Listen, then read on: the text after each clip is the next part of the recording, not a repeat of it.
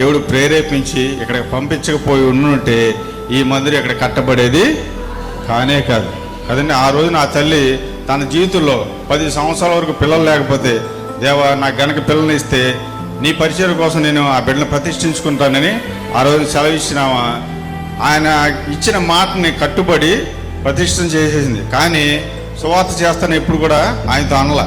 కానీ దేవుడు ఆమెకు చేసిన మేలును, అద్భుతకారాలు, ఆశ్చర్యకాలు తన జీవితానికే పరిమితం కాకుండా అనేక మందికి చాటి చెప్పాలని మధుర నగర్ నుంచి నడుచుకుంటూ ఆ యొక్క సత్యనాపురం రైల్వే క్వార్టర్స్కి వచ్చి అక్కడ 14 నెంబర్ బస్సు ఎక్కి మళ్ళీ ఇక్కడి నుంచి నడుచుకుంటూ మీ మధ్యకు వచ్చి ఏమండి ఏమీ ఆశించకుండా నిస్వార్థంగా ఆ రోజున కనీసం మంచిలు ఇచ్చిన అది కూడా ఉండేవాళ్ళు. భయంకరమైన అన్నమాట. ఇక్కడ నుంచుంటే ఆ నొలకపేట ఆ చివరిదాకా కనపడేది ఏమి ఉండే కాదు, నిర్మానుష్యంగా ఉండేదన్నమాట.